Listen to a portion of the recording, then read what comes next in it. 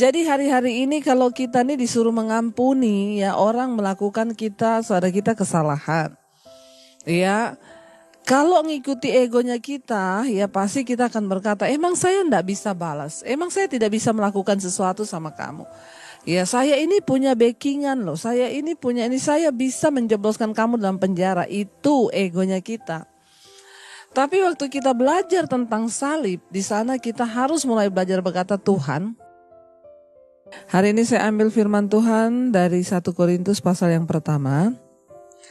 1 Korintus pasalnya yang pertama ayatnya yang ke-18 dan ayat yang ke-19. Firman Tuhan berkata, di sana judul perikopnya adalah hikmat Allah dan hikmat manusia. 1 Korintus pasal yang pertama ayat 18.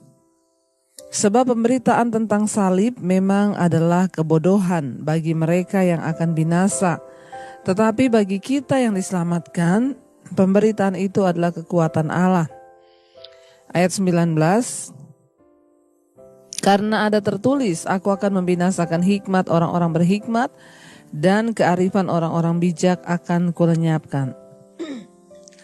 Saudara, firman Tuhan ini ditulis oleh Rasul Paulus. Surat Korintus ini ditulis oleh Rasul Paulus, ditujukan untuk jemaat yang ada di Korintus, ya. Pada waktu Rasul Paulus menulis surat ini, karena Rasul Paulus mendapat laporan, saudara, ya, tentang berbagai hal yang terjadi di jemaat di Korintus ini. Seperti yang kita tahu bersama bahwa jemaat di Korintus ini adalah jemaat perintisan dari Rasul Paulus dalam pelayanannya. Ya, dia mendapat laporan tentang di situ ada perpecahan, ya, di situ ada berbagai macam hal yang terjadi, ya, ada orang-orang hidup dalam dosa, kenajisan.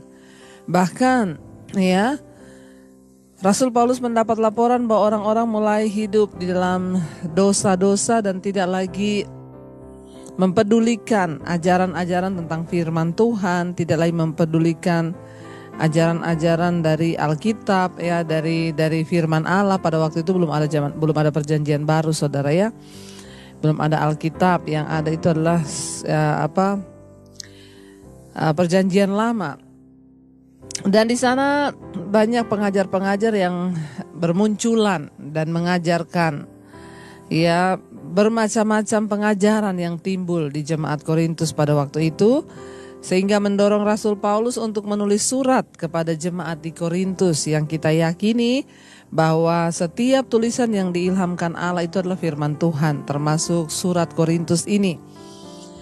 Ya, Rasul Paulus berkata ayat 18, sebab pemberitaan tentang salib memang adalah kebodohan bagi mereka yang akan binasa, tetapi bagi kita yang diselamatkan, pemberitaan itu adalah kekuatan Allah. Ya, mengingat ada beberapa orang yang tidak lagi peduli tentang firman, tentang pemberitaan salib Kristus, bagaimana membayar harga, ya, bagaimana menyangkal diri.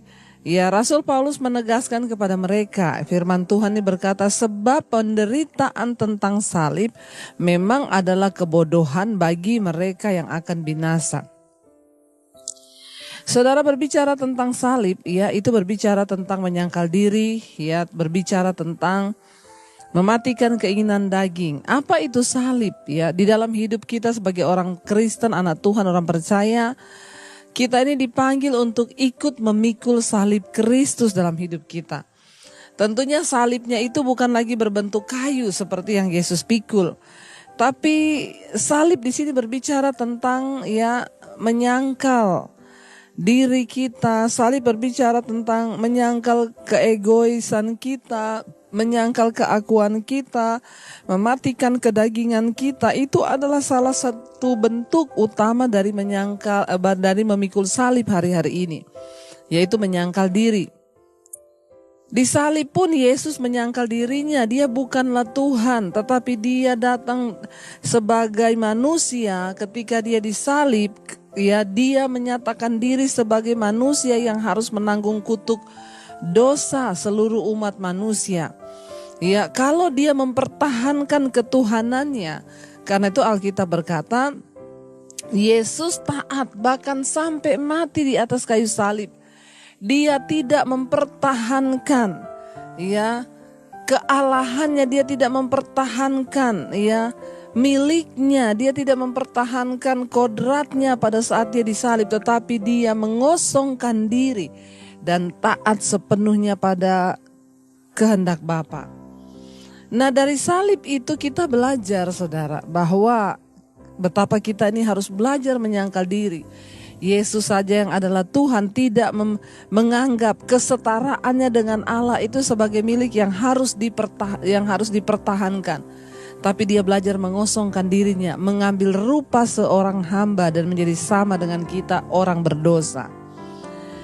Ya, salib itu Rasul Paulus bilang memang sebab pemberitaan tentang salib memang adalah kebodohan bagi mereka yang akan binasa. Jadi hari-hari ini kalau kita nih disuruh mengampuni, ya orang melakukan saudara kita kesalahan. Ya, kalau ngikuti egonya kita, ya pasti kita akan berkata, emang saya enggak bisa balas, emang saya tidak bisa melakukan sesuatu sama kamu. Ya, saya ini punya backingan loh, saya bisa menjebloskan kamu dalam penjara. Itu egonya kita. Tapi waktu kita belajar tentang salib, di sana kita harus mulai belajar berkata, Tuhan,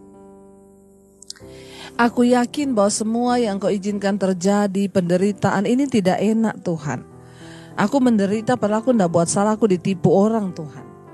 Tapi aku harus belajar melepaskan pengampunan, ya, dan tidak menuntut daripada dia segala hak-hakku. Aku mau belajar memikul salib. Ya, tetapi bagi orang yang akan binasa tidak mau. Ya, mereka kan berkata enak aja mengampuni, dia tuh salah loh, harus kita kasih pelajaran. Makanya ayat ini dikatakan sebab pemberitaan tentang salib memang adalah kebodohan bagi mereka yang akan binasa. Ya, tetapi bagi kita ini yang sudah diselamatkan, itu adalah kekuatan Tuhan. Bagaimana kita ini bisa kuat ketika kita menjalani masalah, persoalan dalam rumah tangga misalnya.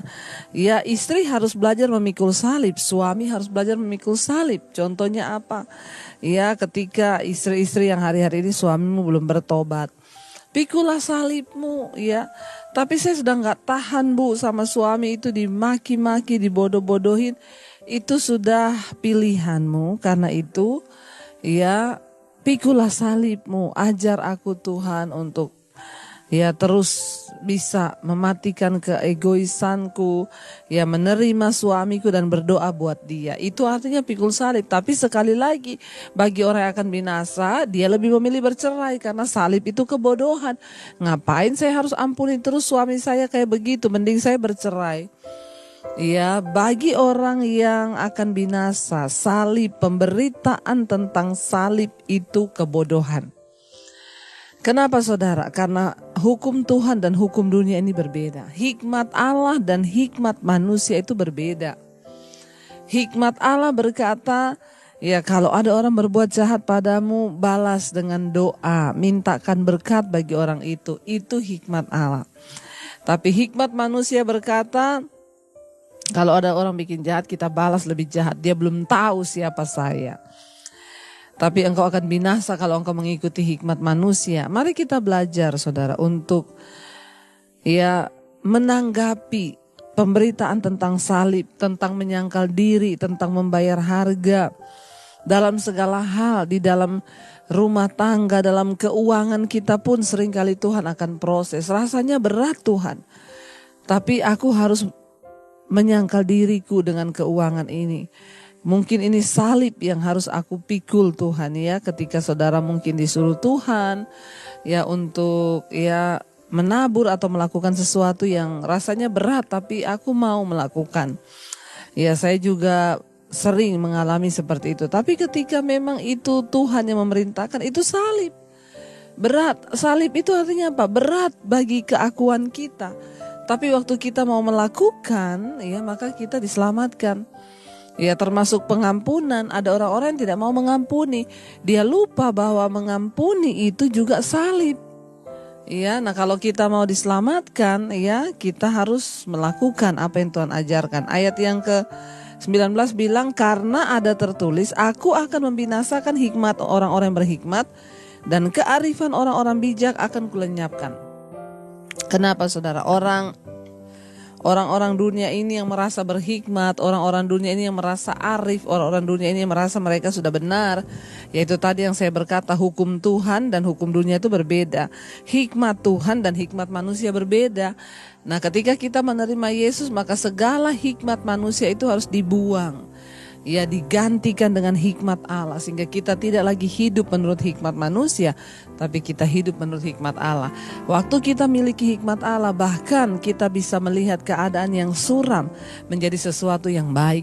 Ya, ada orang-orang yang berkata ya kepada saya, Bu, memang berat, Bu, saya kehilangan suami saya padahal usianya masih muda. Tapi sekarang saya mengerti, Bu. Ya, Tuhan itu mengizinkan memang harus seperti itu, Bu. Dan saya bersuka cita, Bu, bahwa segala yang Tuhan izinkan inilah yang terbaik. Itu orang kalau sudah menerima hikmat Tuhan.